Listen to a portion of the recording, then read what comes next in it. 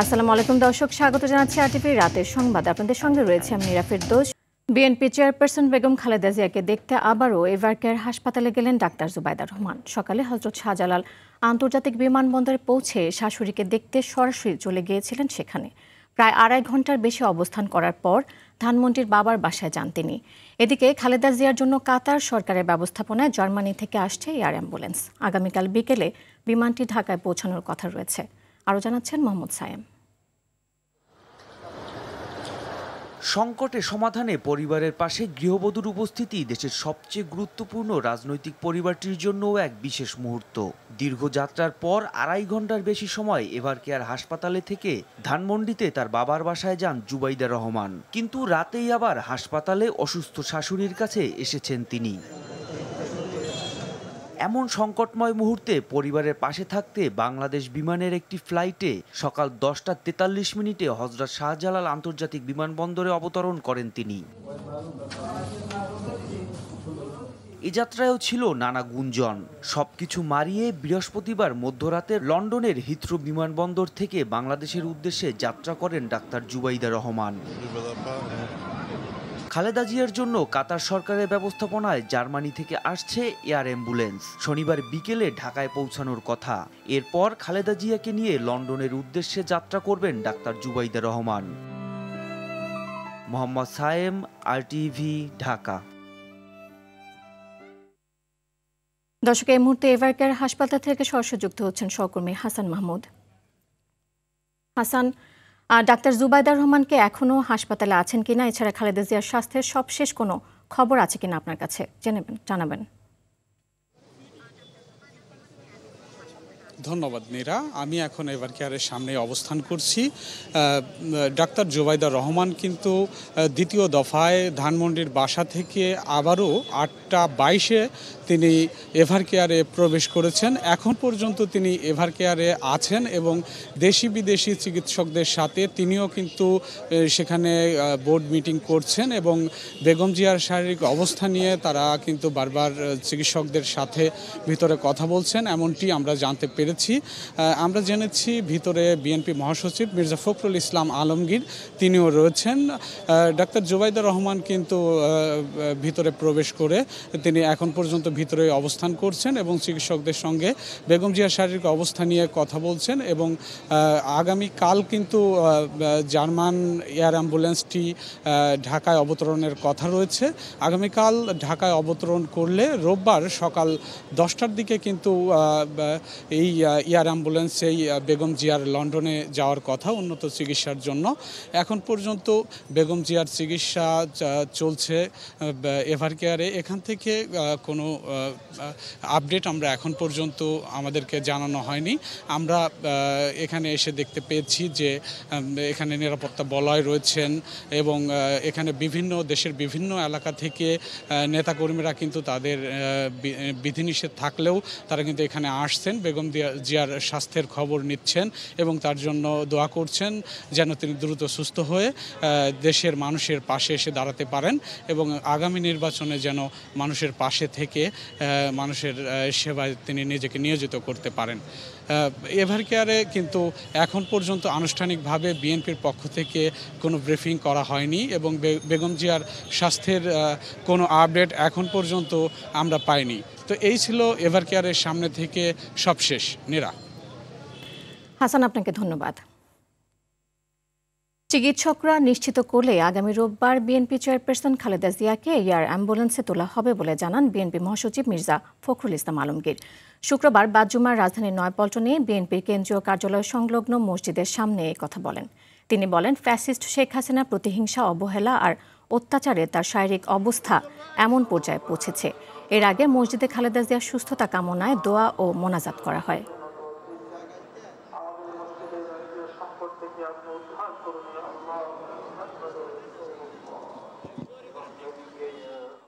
আগামীকাল যদি air ambulance এসে পৌঁছায় কাতার থেকে, তাহলে আগামী পরশু অর্থাৎ রোববার তাকে লন্ডনে নিয়ে যাওয়া সম্ভব হবে। ফ্লাই করতে পারবেন কি না সেটা ডাক্তাররা নিশ্চিত করলেই তাকে ফ্লাই করে নিয়ে যাওয়া হবে এয়ার অ্যাম্বুলেন্সে করে। আল্লাহ পাক জানি ওনাকে সুস্থ দান করুন। দেশের প্রতি যে আনুগত্য এটা জানি উনি আবার আমাদের মাঝে ফিরে এসে সেটা যেন আবার বজায় রাখতে পারেন। ইনশাল্লাহ আমরা দোয়া করছি আল্লাহ যেন উনাকে আমাদের মাঝে আবার ফিরিয়ে দেন। দেশের কল্যাণে সে যেন আরও ভূমিকা রাখতে পারে, সুস্থ হয়ে যেন আমাদের মাঝে বেঁচে থাকেন, আমাদেরকে সুপরামর্শ দিতে পারেন। সবাই দোয়া করবেন যাতে আমাদের নেত্রী সুস্থ হয়ে ফিরে এসে এই ফ্যাসিস্ট শেখ হাসিনার ফাঁসিটা দেখতে পারে। সাবেক প্রধানমন্ত্রী খালেদা জিয়ার আশু আরোগ্য কামনায় বিশেষ প্রার্থনার আয়োজন করেছে মহানগর সার্বজনীন পূজা কমিটি। সকালে রাজধানীর শ্রী শ্রী ঢাকেশ্বরী জাতীয় মন্দিরে বিশেষ প্রার্থনা আয়োজন করা হয়। উপস্থিত হন মহানগর সার্বজনীন পূজা কমিটির সদস্য ও নেতৃবৃন্দ।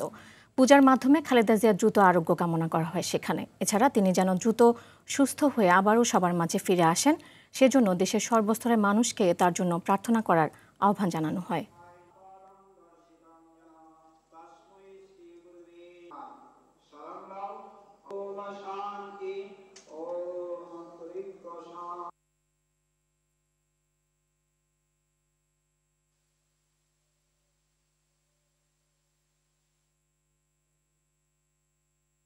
অবিরাম নির্যাতনের কষাঘাতে অসুস্থ দেশনেত্রীর জীবন এখন চরম সংকটে বলে মন্তব্য করেছেন বিএনপির ভারপ্রাপ্ত চেয়ারম্যান তারেক রহমান। শুক্রবার নিজের ফেসবুক আইডিতে দেয়া এক পোস্টে তিনি এই মন্তব্য করেন। তিনি বলেন, শেখ হাসিনার দুঃশাসনে গণতন্ত্রের মা দেশনেত্রী বেগম খালেদা জিয়ার উপর জেল, জুলুমসহ নানা মাত্রিক নিপীড়ন চালানো হয়েছিল।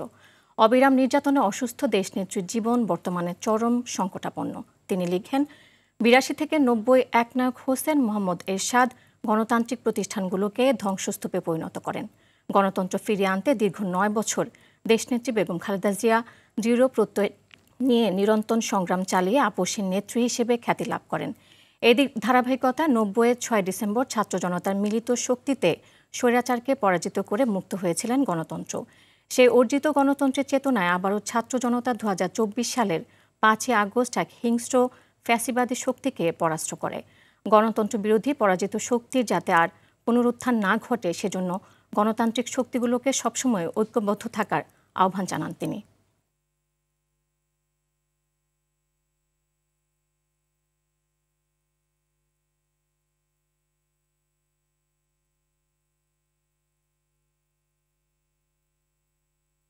বড় ধরনের সংকট না হলে সরকার নির্ধারিত ফেব্রুয়ারিতে জাতীয় নির্বাচন অনুষ্ঠিত হবে বলে জানিয়েছেন বিএনপির সিনিয়র যুগ্ম মহাসচিব রুহুল কবির রিজভী।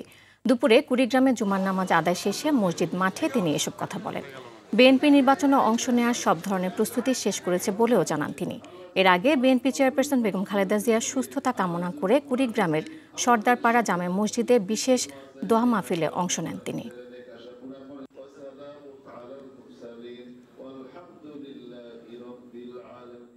বড় ধরনের কোনো সংকট তৈরি না হলে, বিপর্যস্তকর কোনো সংকট তৈরি না হলে, যে নির্ধারিত সময়ের কথা সরকার বলেছেন যে রমজানের পূর্বেই নির্বাচন, বিএনপি এখনও অত্যন্ত দৃঢ় সংকল্পবদ্ধ ফেব্রুয়ারির রমজানের আগে নির্বাচনেই সেখানে বিএনপি অংশগ্রহণ করার সকল প্রস্তুতি সম্পন্ন।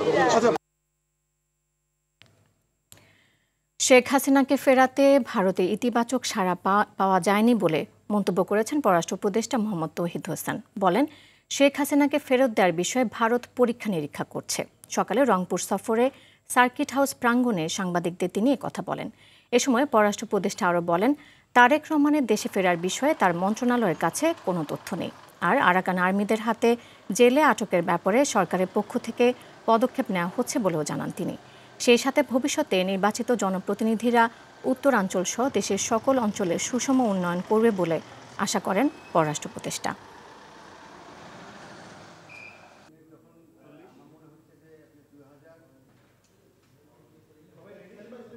তো আমরা ইতিবাচক কোনো সাড়া এখন পর্যন্ত পাইনি, দেখা যাক কি হয়। আমরা তো চেয়েছি খুব, এই ধরনের ঘটনায় তো ঝট করে একদিনে 7 দিনে কোনো পরিবর্তন ঘটে না। একটা রিয়েকশন আমরা দেখেছি সেটা হলো তারা পরীক্ষা নিরীক্ষা করে দেখছে, এরকম একটা কথা আসছে আমাদের। দেখুক, তারা পরীক্ষা নিরীক্ষা করে দেখুক। প্রধান উপদেষ্টা প্রেস সচিব শফিকুল আলম বলেছেন, -4 একটি দুষ্ট চক্রের ফালতু কথা। তিনি বলেন, বেগম খালেদা জিয়া জাতীয় জনগণের নেত্রী, তিনি এখন কোনো নির্দিষ্ট দলের নেতা নন।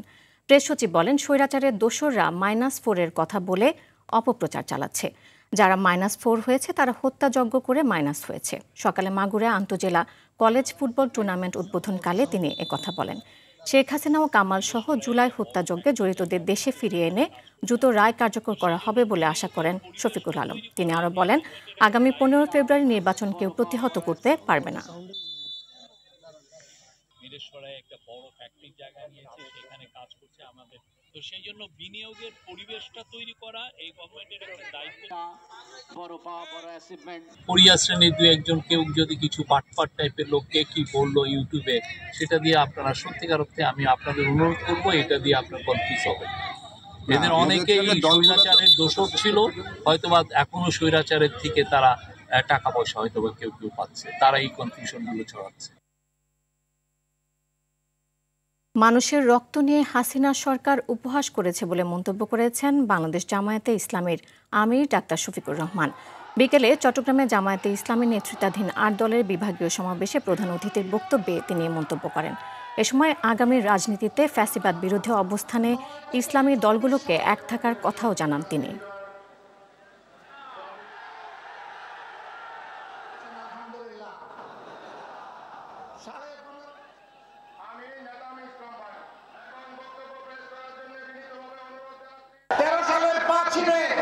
সেখানে বর্বর হামলা চালিয়ে রাতের অন্ধকারে অসংখ্য মানুষকে খুন করা হয়েছিল। তাদেরকে হত্যা করার পর, খুন করার পর কুখ্যাত প্রধানমন্ত্রী বলেছিলেন কেউ মারা যায়নি, ওখানে লাল রঙের যে তরল পদার্থ দেখেছেন এটা মোল্লা মৌলবীরা কিছু রং ছিটিয়ে রেখেছিল। মানুষ খুন করার পরে আবার মানুষের রক্ত নিয়ে উপহাস, এটাই ছিল তাদের বৈশিষ্ট্য। খালেদা জিয়া সুস্থ হতে বা তারেক রহমানের দেশে আসতে যত সময় লাগুক বিএনপি কোনো অবস্থাতেই সংকটে পড়বে না, এমন মন্তব্য করেছেন বিএনপির জাতীয় নির্বাহী কমিটির সদস্য ব্যারিস্টার রাগিব রউফ চৌধুরী। বিকেলে কুষ্টিয়ার ভেড়ামারায় বিএনপি চেয়ারপারসন বেগম খালেদা জিয়ার সুস্থতা কামনায় আয়োজিত দোয়া মাহফিলে একথা বলেন তিনি। রাগিব রউফ আরও বলেন, আসন্ন নির্বাচনে বিএনপি ক্ষমতায় যাওয়া ঠেকাতে একটি পক্ষ ষড়যন্ত্র করছে।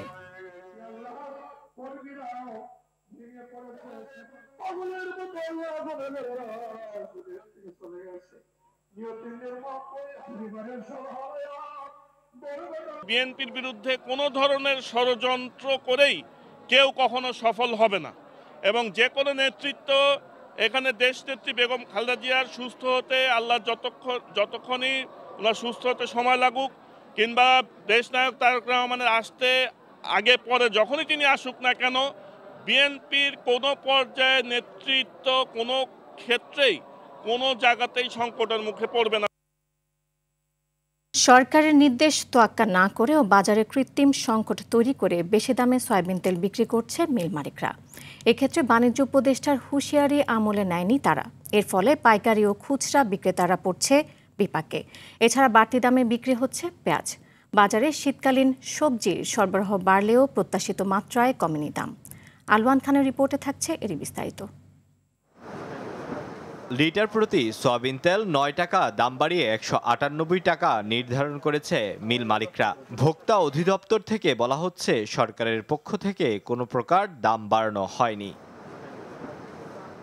মিল মালিকদের চড়া মূল্য নির্ধারণ, আরেকদিকে ভোক্তা অধিদপ্তরের জরিমানায় বিপাকে পড়েছে সাধারণ পাইকারি ও খুচরা ব্যবসায়ীরা।